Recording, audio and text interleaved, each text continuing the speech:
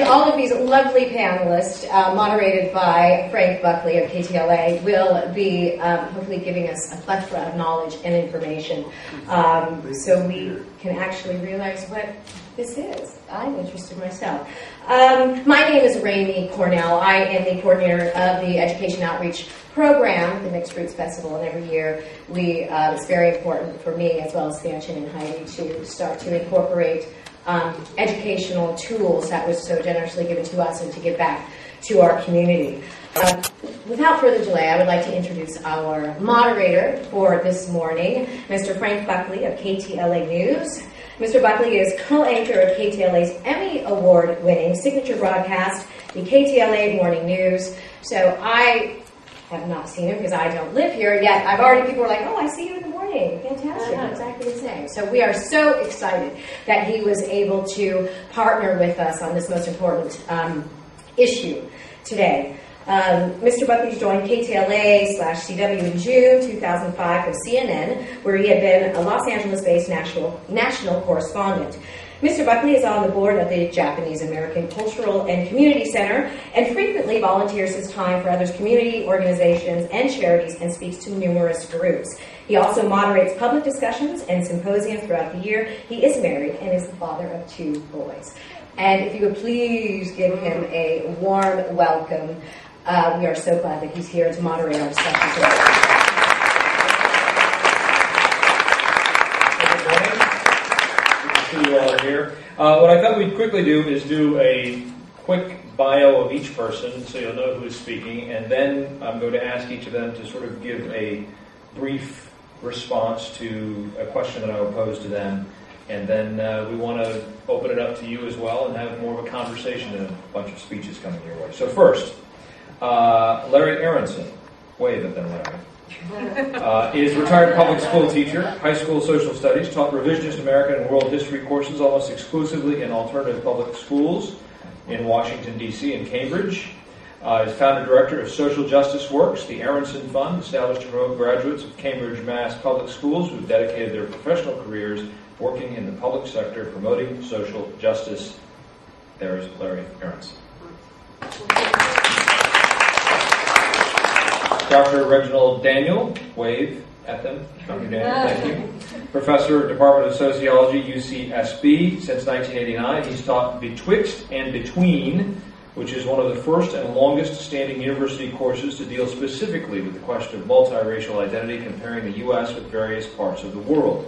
He's published numerous articles and chapters that cover this topic. His book entitled More Than Black, Multiracial Identity and the New Racial Order, and Race and Raciality in Brazil and the United States, Converging Paths, and his article Race, Multiraciality, and Barack Obama Toward a More Perfect Union are a culmination of much of his thinking on the relationship between social structure and racial formation, especially multiracial identities. Dr. Reginald Daniel.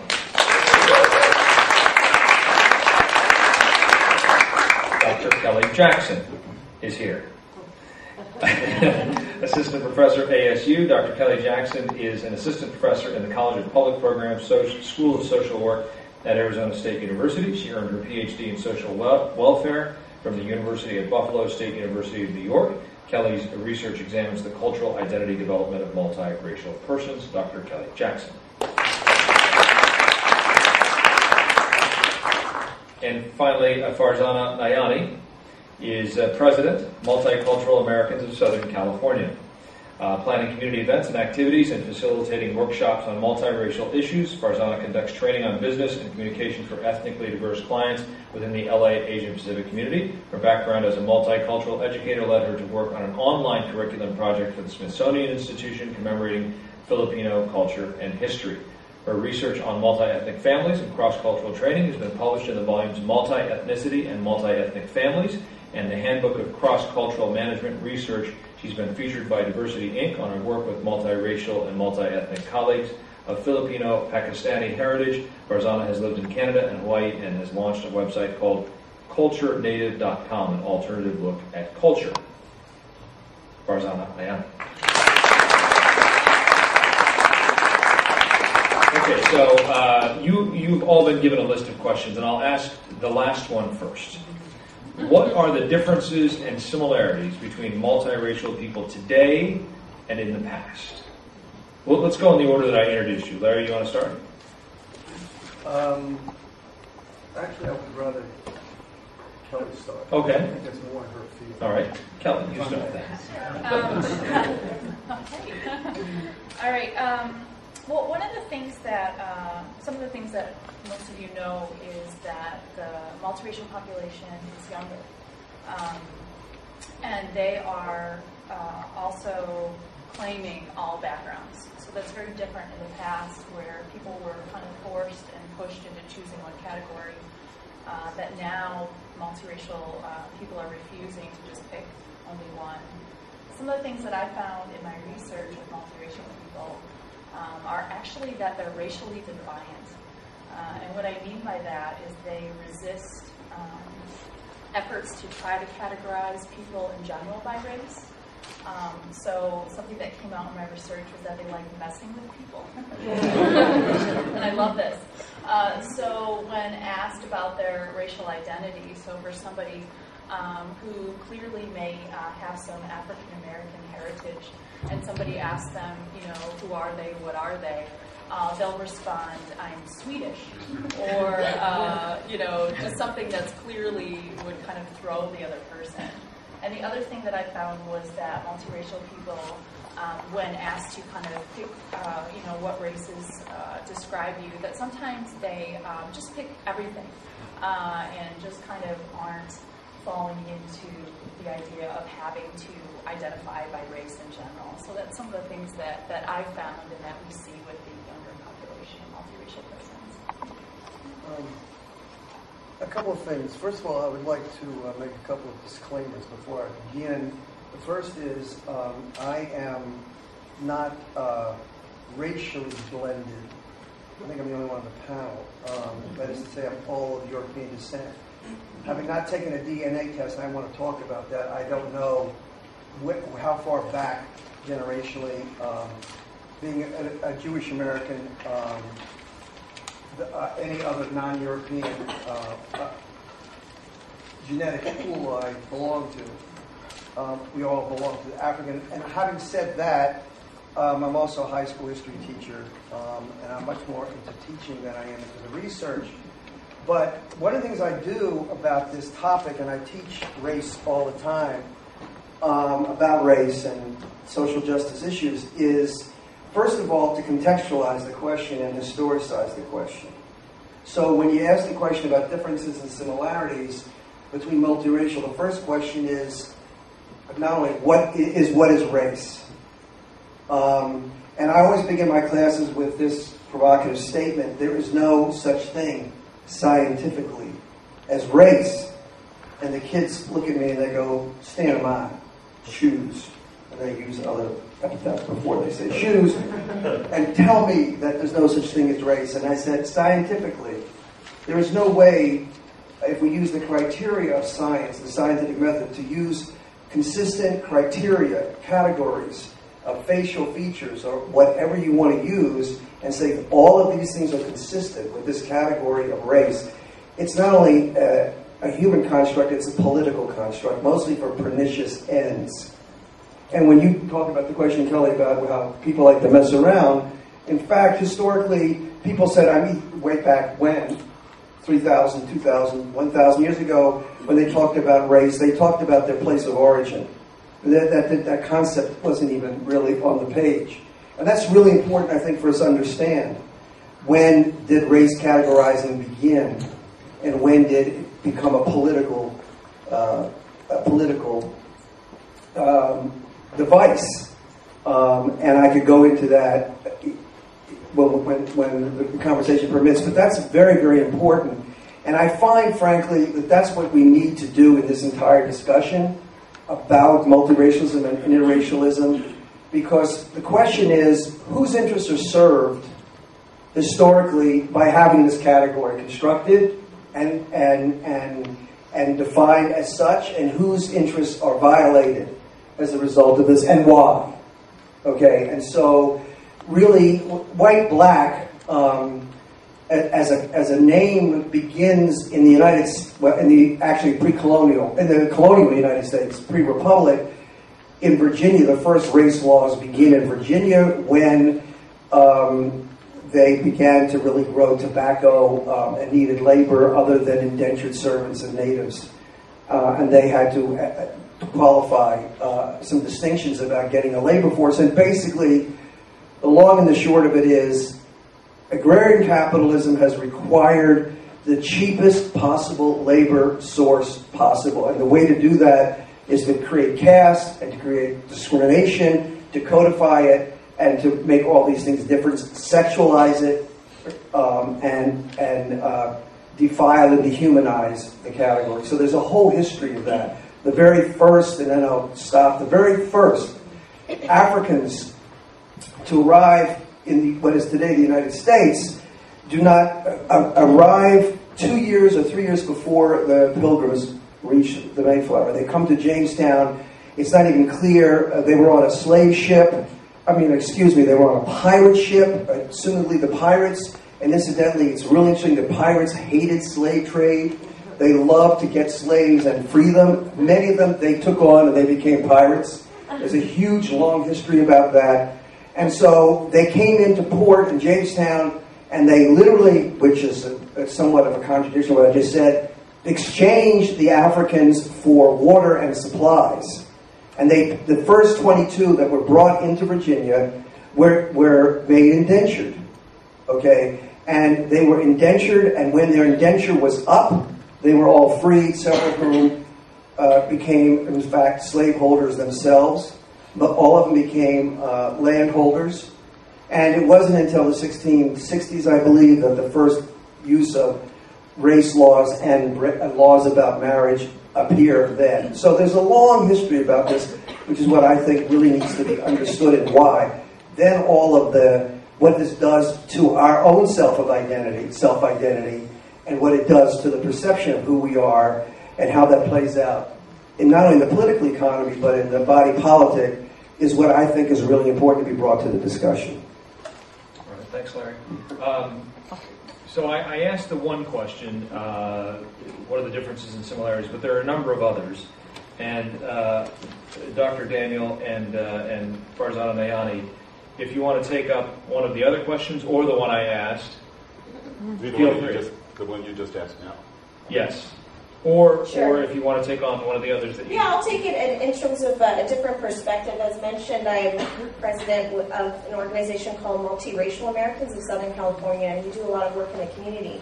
And from the time that I've been on the board and have seen the folks that come through to our events and the different things that we do, I've noticed that there has been a change over time.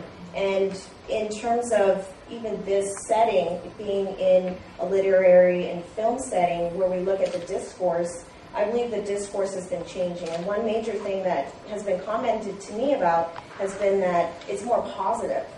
And I think in the past there has been such discourse that's negative. It's been sort of a victim mentality that growing up mixed race or multiracial is an issue.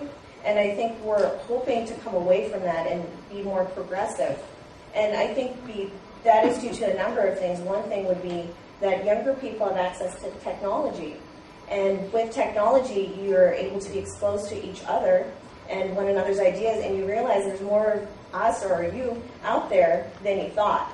So you're not isolated like in the past where you grew up in a town that didn't have people who look like you. Now there's an ability to get online or, travel or come to events like this where there's similarities. So I think that there's comfort in knowing that there's a greater audience, and then the statistics actually prove this from the census. So I think that's one major thing that is changing. Another thing I would say that's changing is the type of people who are being brought into that dialogue or into that discourse is also adapting. And one group I'd like to mention would be the dual minority group.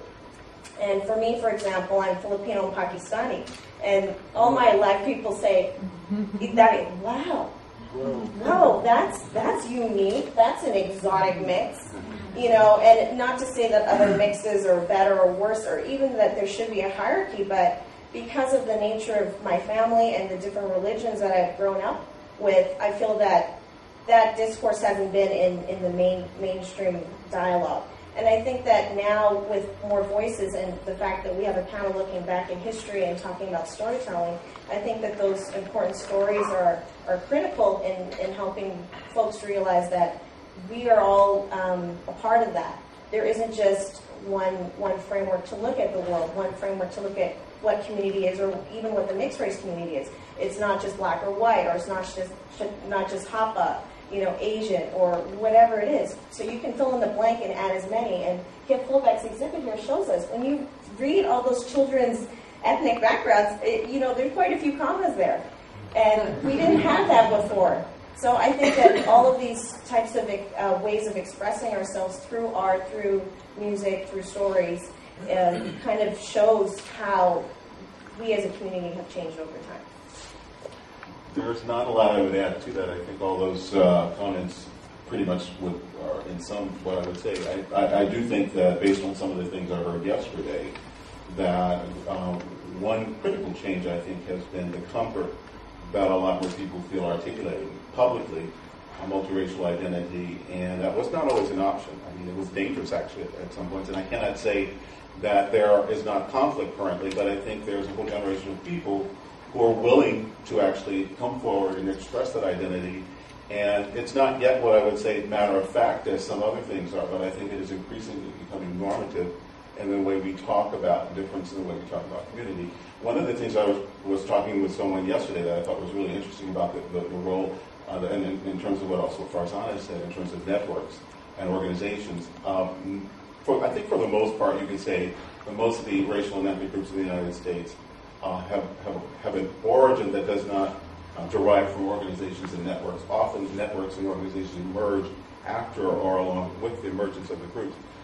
With multiracial identified people, what I've noticed is actually the formation of the community is derivative very much of networks and organizations.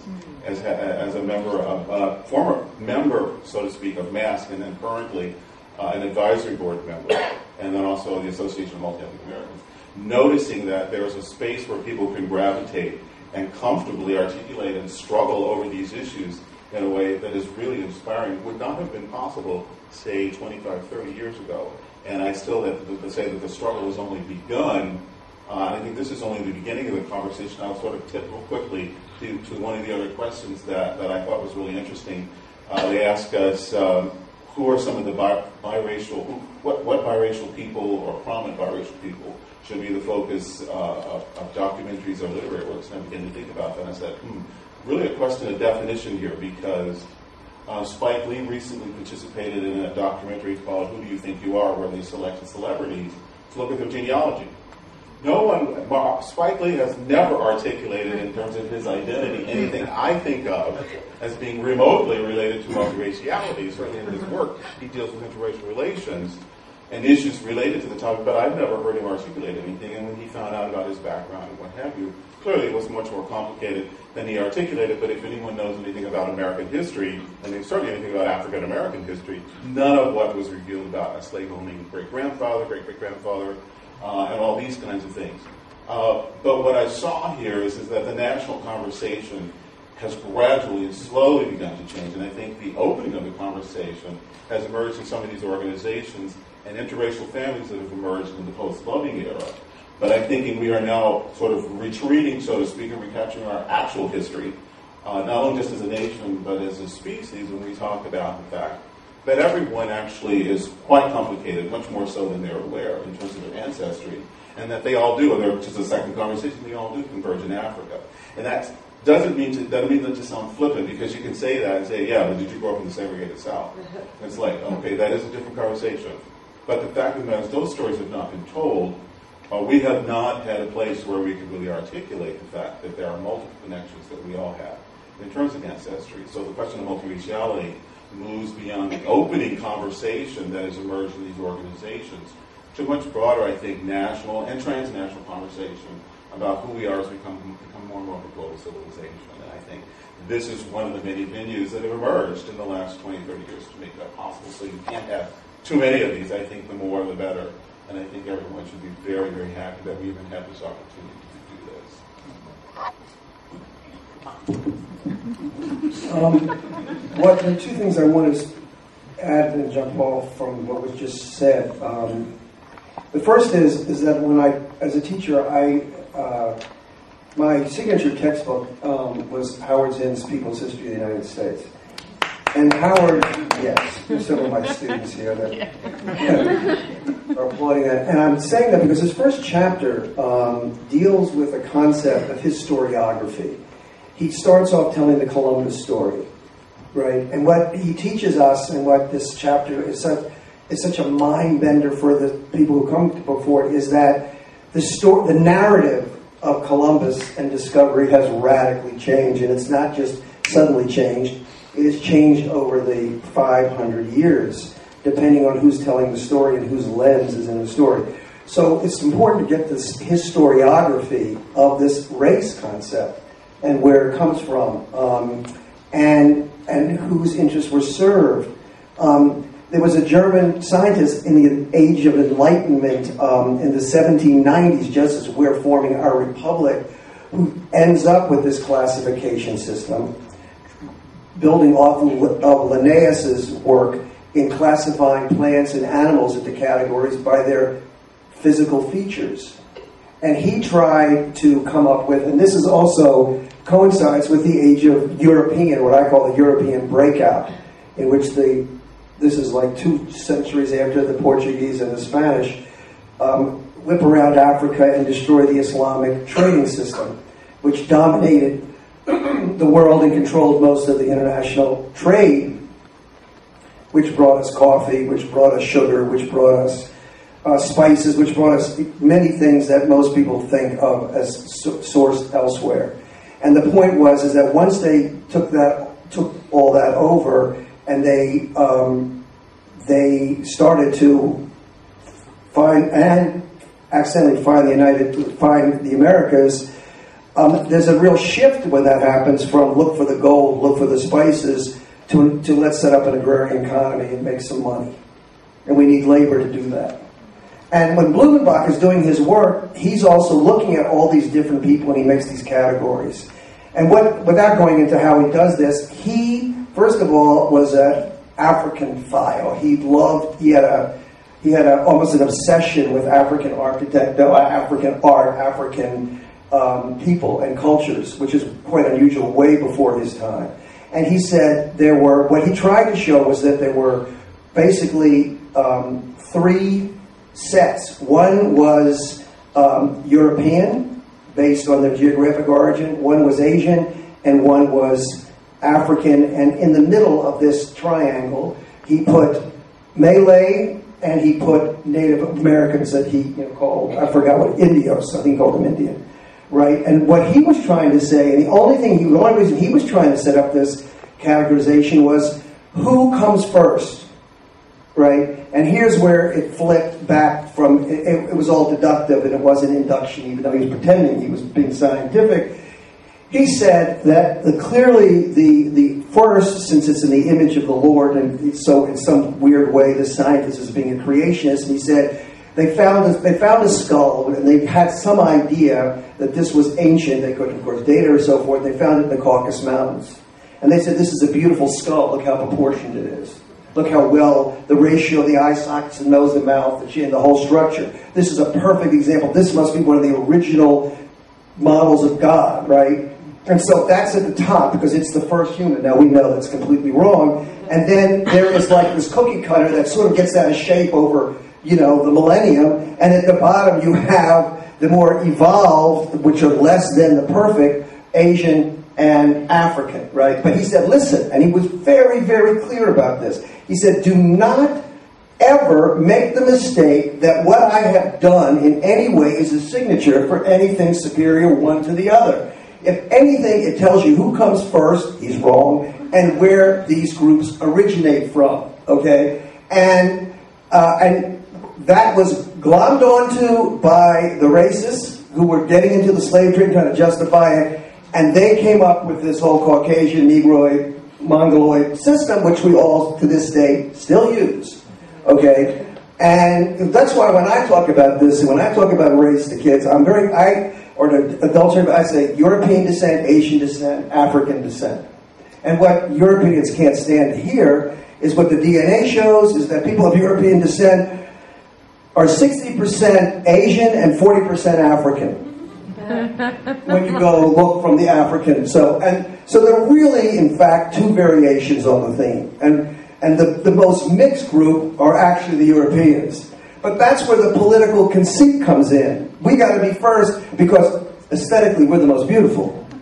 Right? And so there it is, embedded anyhow, even though he's making this disclaimer not to do anything with this. And then it becomes part of this history, and it becomes, part of, okay, we can do this to these people, we need this labor, and we have now scientific justification for it, and we can defile, we can defame, we can dehumanize, and do all this, and then we create these codes. And so when the colonists of Virginia need this labor supply, they start passing laws that say, you have to have these racial categories, and you've got to hold to them.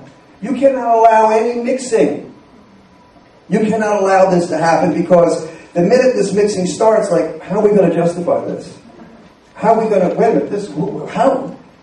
And then they make one other rule. If the mother's a slave, the baby's a slave. And here's the other thing. So it becomes, and the slave owner, every time the slave owner sleeps with a slave woman or a slave girl, and that's always allowed because why? The result of that, if there is a birth, is capital. You're creating wealth.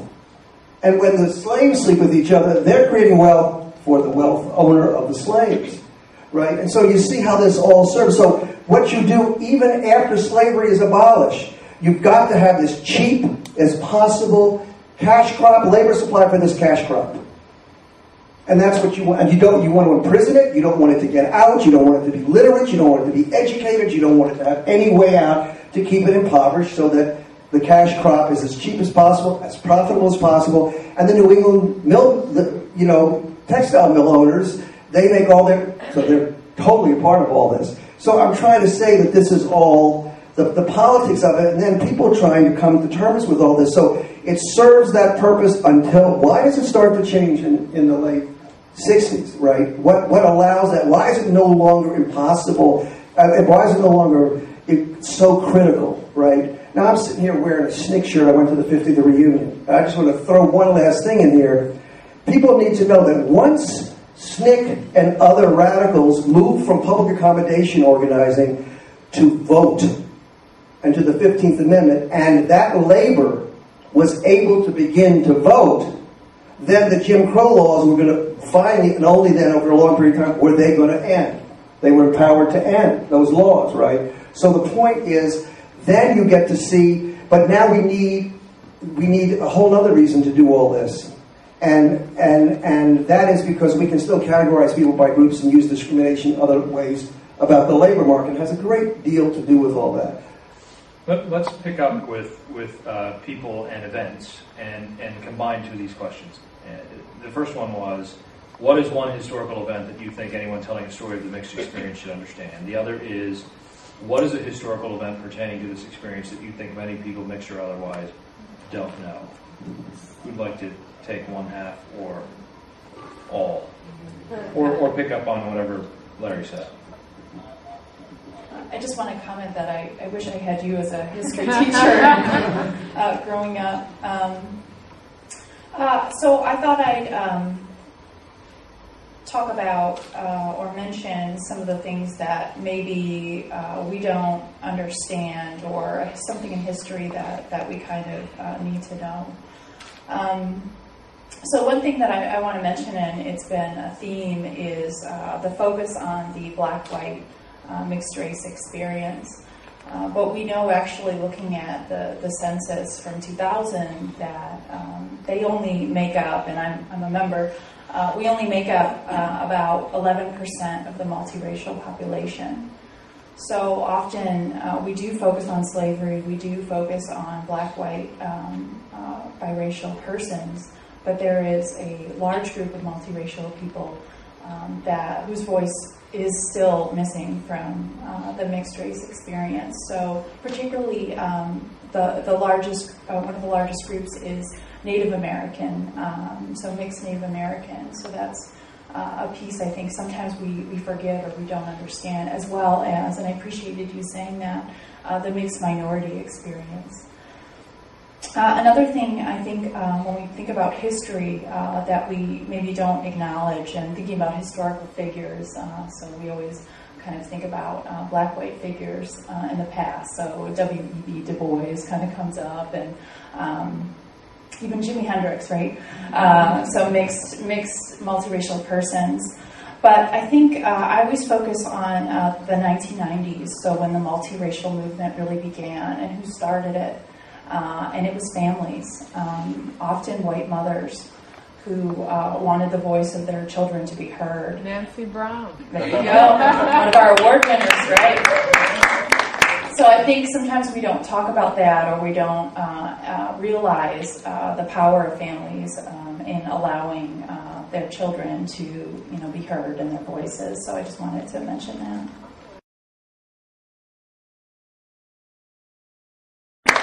So I think sometimes we don't talk about that, or we don't realize the power of families in allowing their children to, be heard in their voices. So I just wanted to mention that. Just to follow on, it's a nice segue to what I was thinking about saying. One of the questions was, what event can you think of that folks should know about that maybe they don't? And I need to bring up actually a book. It's a pictorial essay called Filipinos, Forgotten Asian Americans, and it's by Fred Cordova, and I really recommend you look at it. And what it has in there is sort of the civil rights struggles that Filipinos actually were a part of, and you could see these pictures that had doors that said Filipinos not allowed. And this happened across the country as well. And a lot of the time, we don't know about these stories. And when we're looking at, well, first of all, I should say Happy Loving Day to you all this weekend. Happy Loving Day. When we look at anti-miscegenation laws and how intermarriage was not legal back in the day, we do focus on some groups. And one group that I'm a part of and I do work with in the community here in LA is the Filipino community. And I don't know if you know this, but there was a lot of labor that came over from the Philippines over many decades in the early 1900s.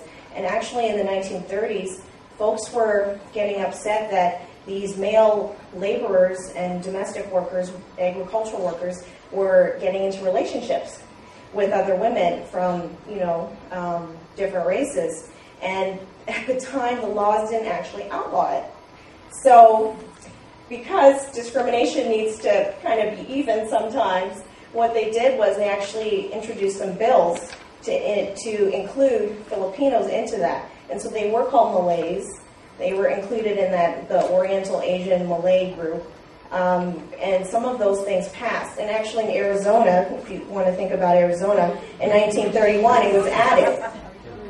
And so I kind of think it's interesting to parallel with today, because things that are slow-moving legislation that we think is a good idea at the time, and with the majority at the time, they thought this was a good idea to protect, jobs. It was the same reason. They wanted to protect jobs and economic security of people, and they felt that, this migration was harming the public for whatever reason. I just wanted to bring that up because I think that looking back at history, and thinking through, well, we knew that was wrong then, but yet somehow we're still moving forward with things today. And so I wanted to bring that up as a way to kind of, how they say history repeats itself.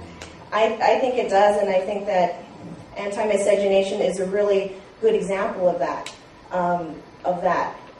One last story I wanted to talk about actually is someone named Philip Veracruz. He's a Filipino farm worker, and a lot of people don't know about him. He actually worked quite closely with Cesar Chavez, and we have a day named after him in California, but a lot of people don't know the Filipino story that Philip Veracruz and a lot of other farm workers were people who followed up and tried to start the strikes in the 1960s. And we don't hear about those stories. And the reason why I bring that up is because today, when you go to check boxes and you don't know the history of leaders who've done great things in your community from your ethnic group, you're less likely to check that box. And I think it's important to know your history. I was publishing this book on multi-ethnicity, and I looked at Filipino Americans in Hawaii who were blended families and who were mixed race, and some of them didn't want to say that they were Filipino. And that's the same here, because there's a certain stigma to whatever that population is versus, have you heard of people saying, oh, well, I'm not just Filipino, I'm Chinese and Spanish. And people like to say that because it takes, the edge off of it. And if you look at that, that's the colonial mentality. Spanish or of another nature is better. Well, why? Well, maybe because people aren't proud of who they are. And so I think looking at history and knowing people who've done great things is important to you, to everyone. And if we know more about that in our mainstream history curriculum, then we can be proud of who we are today.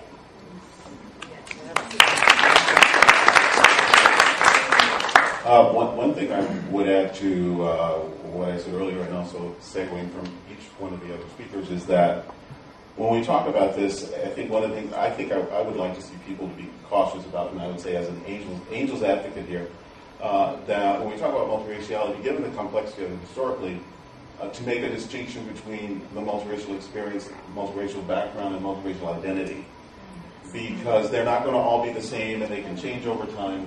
And I don't want to see people that are multiracial identified be accused of raiding other communities and sort of appropriating people who did not themselves identify as biracial or multiracial to create a multiracial history.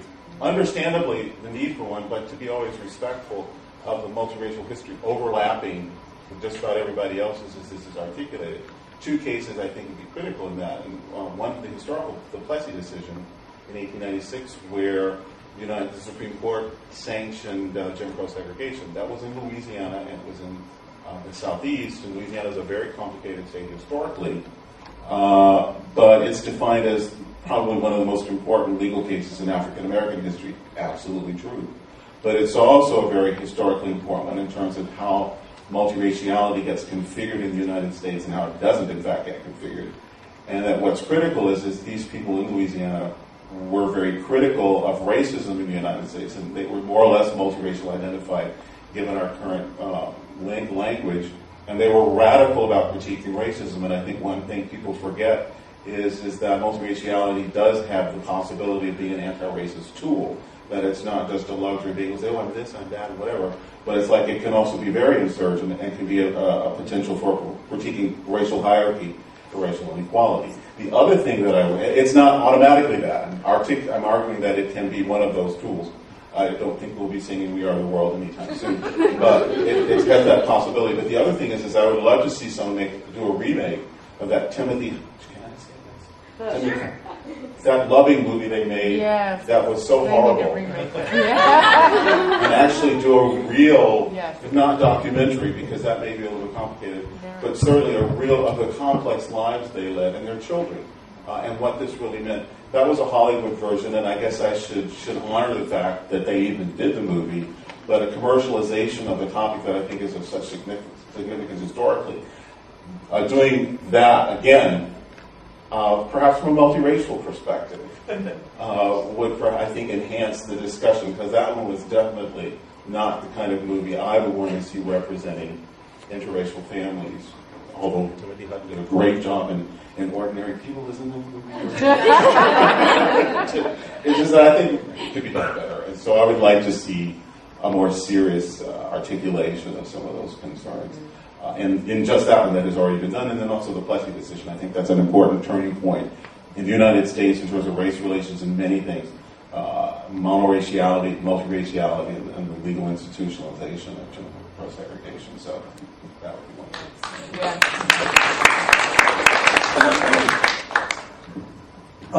I would like to jump off of the Plessy decision, and I really agree with your statement, and then take it to the Loving decision, because here's a couple of funny and really intriguing things about Plessy versus Ferguson. First of all, the railroad companies did not want this law because it was an added expense to have extra cars, right, for one or two passengers. Okay, they were totally opposed to this. This is where another aspect you talk about. It was the politics of the time and the need post-Reconstruction to reset the race laws in the country and to codify the race laws. Plessy was, quote-unquote, an octoroon, okay? And Plessy was so white and passing. He was a civil rights lawyer, and he was like Rosa Parks. He was literally, okay, I'll be the test person. And when Plessy got on the train for the arrest to be made, the conductor said, where is he? Where is he? Where is he? Where is this guy? Here I am. And, I mean, think about that, okay? I mean, so, and when the court makes its horrible argument, one of the things that Plessy argued was that he said, you know, I'm a lawyer, and that's a whole other point. This was an octoroon who was a lawyer. This was, you know, 1/8 of African descent. And then, of course, we need to talk about the one-drop rule, which is hugely important to all of this discussion. Why the one-drop rule? And he said, but if I am to have a successful career, I cannot be forced to go into the back door to another train and have my race become my signature. It violates my social and political capital. I mean, he literally made this argument.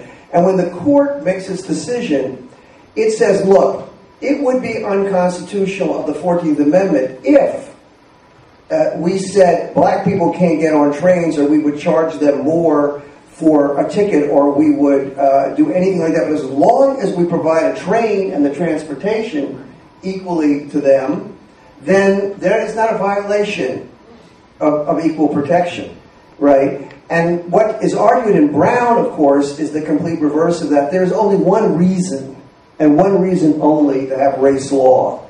And that is to institutionalize race law and codify it, and so that we can keep these people divided, because we need this labor force. We need it marginalized, we need it as cheap as possible, and we need it under our control, right? And so when Reconstruction occurred, and this was all thrown out the window, only for 8 years, 2 election cycles, and it was over, then it became the process. And this is where it gets vicious, pernicious. It's after Reconstruction fails that the Jim Crow laws appear, and Plessy is the codification of all those Jim Crow laws. And what happens with this is that there is the vilification, the dehumanization, and the demonizing of black people is really, really critical to the whole thing. And then you say, well, wait a minute. If we're going to say that we have this race category, what about all the, you know, how are we going to determine what is it? What does it look like? You know, what does this thing look like? And so in order to eliminate all the problems, they said one drop. Right. If there's somebody 3, 4, 5 generations on one side, you know, it's not about physical features. It's not about how you talk. It's not about where you come from. It has to do with this bloodline. And if we can prove this bloodline, you're black. And this has to do with how people play that out, and how this all, and all the attitudes that follow from this law and this lawmaking, and how people become not unmindful. You know, they sort of disconnect from the politics of all of this. It's very important to understand that. So why does it begin to change?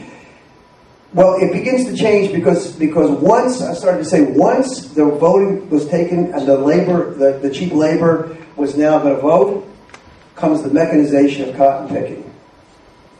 And these people are all displaced. And then you have this diaspora out, because this labor force is no longer, it's utterly marginalized, and it moves out of the South. Not forever, but it moves out of the South. Here's the other thing, think about this. Wherever there were black majorities, and that's in the deepest part of the South, where there are the most slaves, where it's most profitable. And South Carolina is one of the most racist states. Why? Because South Carolina has been a black majority state since the 3rd or 4th decade of the 17th and 18th century. Wherever you have this majority, you cannot allow democracy. You cannot allow one man, one vote. Right. Because if you allow one man, one vote in the true republic, then this is all going to change. So you have to take away the franchise. And you've got to be able to justify taking away the franchise, and then you've got to be able to do this categorization game.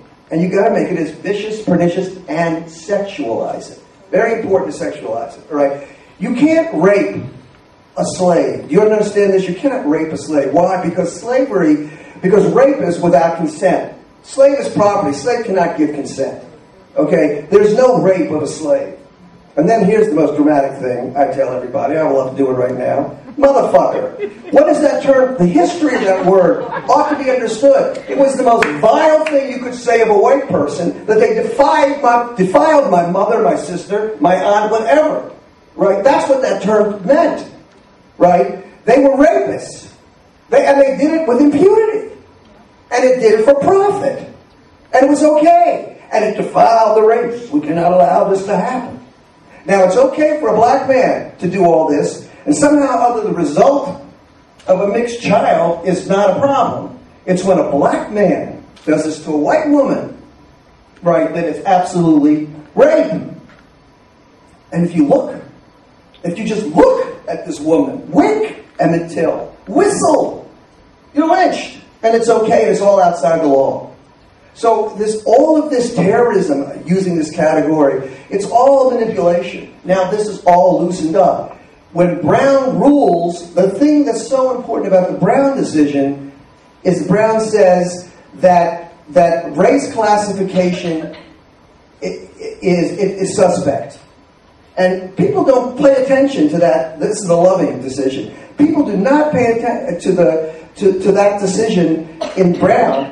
That race categorization is suspect. And it's not only suspect for its intent, it's suspect for its logic. Right? It doesn't make any sense. And if it doesn't make any sense scientifically, then it must have some suspicious politic behind it. And this is the kind of thing I think that needs to be embedded in the narratives, and how people come to terms with it. Now we have all the diasporas after the immigration laws changed, in 20 years ago, and all of a sudden there's this opening of the Caribbean and this opening of Africa and this opening of Asia into our country. And so you have this clash of the diasporas. They all come and mix together, which helps, I think, get rid of these categories and make these categories, it's very democratizing because it makes it very, very confusing, and becomes self-identification becomes a very empowering thing to do. I had a history teacher that in my class, so it kept our attention. It kept me very popular. Yeah. We're about 10 minutes away, so are there any questions right now from the audience? There's one in the middle, I see. Go ahead and just yell it out. All right. So I have two questions. First one is just a quick one for you, Frank. Please accept the question in the spirit which is given. What do you do? Oh, okay. Well, good question. Let me answer it this way. It sort of goes to the one drop issue. My mother's Japanese, and my father's white, and as my mother used to say to me when I was growing up, あなたの体には日本人の血が流れてるのよ、忘れないでね. Which means you have Japanese blood in you too. Don't forget that. So I know you have a second question, but let me use that to sort of pivot and ask this question, which is, growing up with that, it made me self-conscious. So guys like Kip Fulbeck have made it cool to be Hapa. Is it cool to be mixed today? Is it cool to be mixed? Yeah. All right, then I'll let you ask your second question. All right, the second question is, throughout Black history, there are certain figures who can be considered radicals and who really altered our history. Are there such radicals in the multiracial history of this country? And are they still around today? And if not, why not? And I'm sorry, do you mean that who are multiracial identified or worked in the movement but were not multiracial identified? Yeah, multiracial identified radicals. Yeah. In what movement are you? in the multiracial. The civil rights movement? I mean, Malcolm X, Angela Davis. I mean, what are we talking about? Multiracial. In a multiracial movement, if there is such a thing. Yes. 3 questions, though. You have a lot of them right here. Yes. Yes.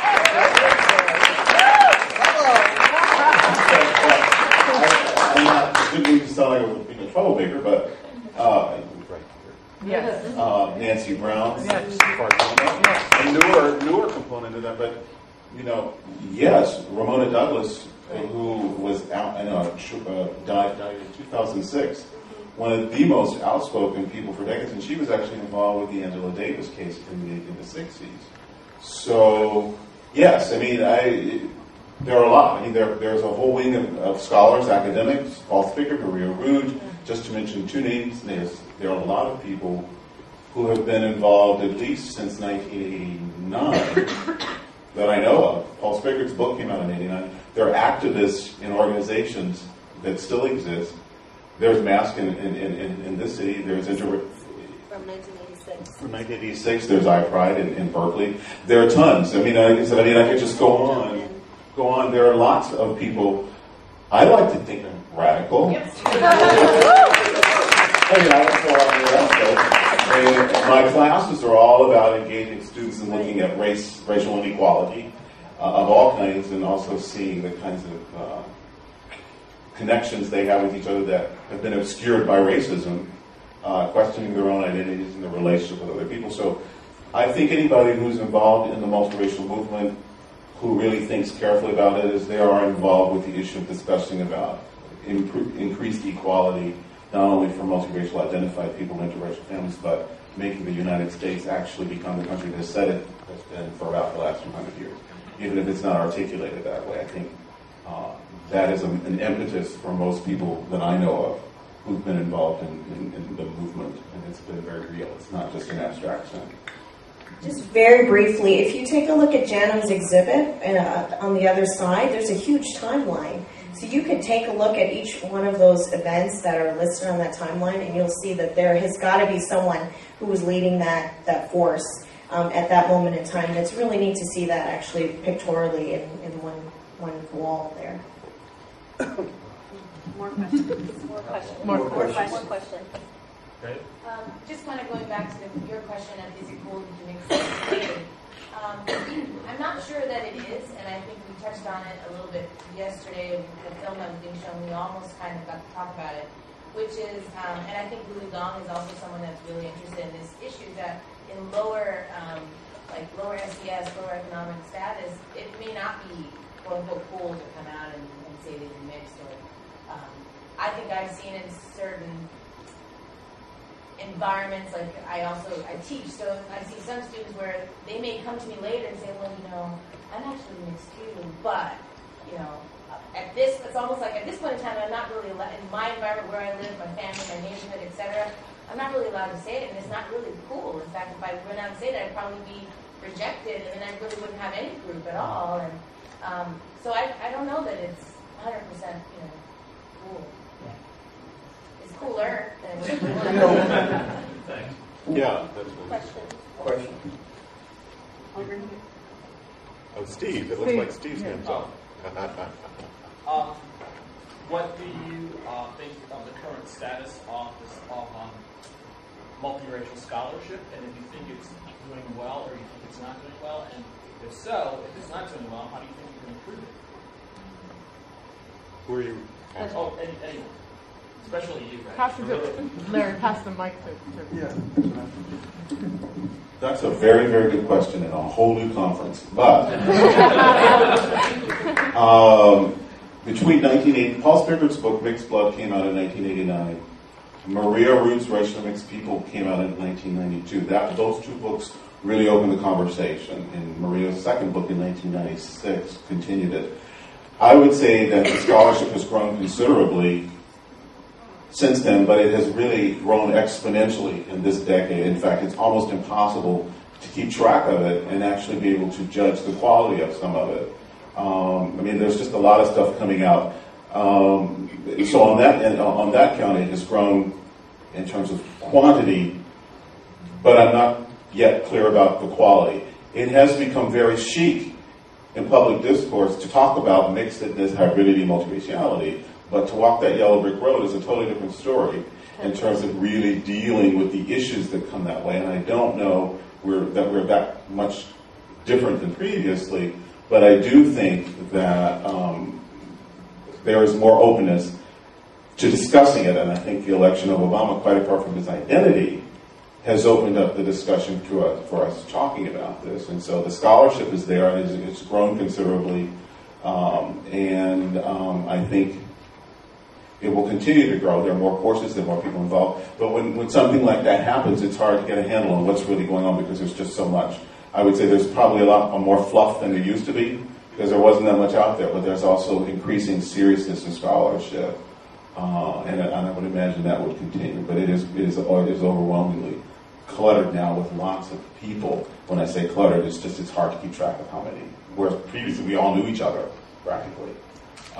Those of us in the original core of people. There's some folks putting together another anthology. You can look out for that. It's in process. Rudy Guevara, he's in Arizona. He did work with the Mexipino population. He's working on that.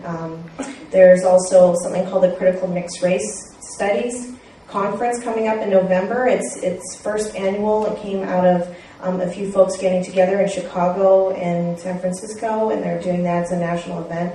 So I believe probably out of that there'll be a lot of conference proceedings as well as more research that is shared. One segue is, I don't know if you knew this, but Steve Riley here has one of the most outstanding, sophisticated websites on the internet. If you want a resource on anything that's new or that has ever been on this topic, do mixed race studies on Google, or Yahoo, it's fine, but I do Google. And I mean, it's a wonderful resource. I can't say enough good things about it. So Kelly wants to jump in. MixedRaceStudies.org.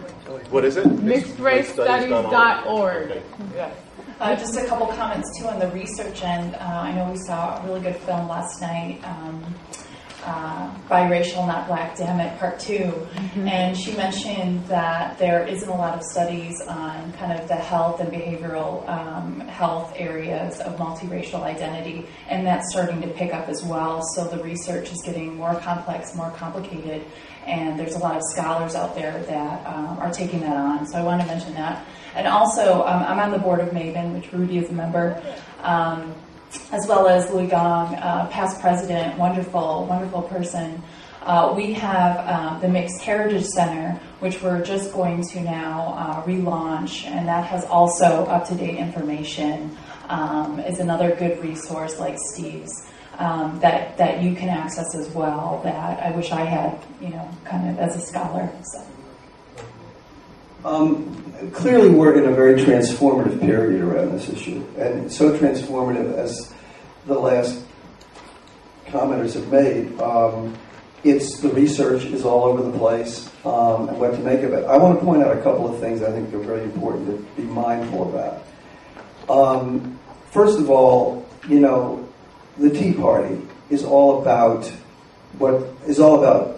it's anti-multiculturalism. That's basically what the whole thing is. It's all about the anger and the rage that non-whites are starting to take leadership control over things. And then it becomes a question of, what does that mean? I want to point out one important thing historically, again, and that's about the term ethnic. Okay? One of the things that I used to make a big case about is the word white Anglo-Saxon Protestant. There's WASP, and then there's Jewish American, Irish American, Lebanese American, Greek American. I'm going and then there's WASP. It's very much like Blumenbach. Like, WASP is the core, primary, correct form. And everything is not only other than white Anglo-Saxon Protestant, it's less than. Okay? And so, actually, there's something very problematic about ethnic studies in that way, right? At the same time, it's very liberating because it starts to tell these narratives and give credence and importance to all of these ethnic narratives, right? And then it got to be, well, these ethnic narratives are as important as the black-white dichotomy. The other important thing about this, and it's starting to raise, and I think one of the things about the census study is that the fastest growing, when you parse the advanced, it's black men that are the most likely to marry outside black. Okay, is that correct? Is that how I've read? Okay, because the reason why I'm terrible at this kind of stuff, but here's the point I'm trying to get at. When I was teaching the course African American History, and I asked the kids in Cambridge, Massachusetts, how many of you and the whole class was, except for 2 kids, the whole class was of African descent. Not one kid in the room, to cut to the chase, was Southern black, had a legacy of slavery. It was Afro-Caribbean, it was African, it was South American, Brazilian, Cape Verdean, right? It was all of these things. And the issue about other than Southern black, and around the whole issue of affirmative action in colleges, universities, and jobs, when you start to bring the diaspora in, you go outside the core, if you will, American slave legacy. Harvard Law School talks about legacy black as a way to give name to that, right? That's a whole other issue about, what's at stake here when we start to talk about all these others, and where is our coalition, where is our strength going to come from? Is this a threat to us, or can we build coalition around this? And that's where there's got to be a lot of clarity and confusion that needs to be addressed, honestly, courageously, and openly. Okay, I think we have time for one question. It's got to be really good. You've had your hand up. Yeah. I had a question. So, does racial profiling, or just that you have races, that's something inherent, does it build up to a racial hierarchy? Is that natural? Is it natural to say, I've been to Slovakia recently, and there was this school, and we had 5 Asian kids who were playing all in a circle of their own, just because they could identify with their own cultural things. And we had all these Slovak kids who were essentially white, and they were in a big bunch. But there was no animosity, but there was still some kind of profile. So, I can just mention, I think segregation is a natural processes that I think often people tend to group with people that are like themselves, and not only racially, but culturally as well, so socioeconomic status, gender. And I just want to make a comment as multiracial persons that we don't, in some ways, fall into the same trap of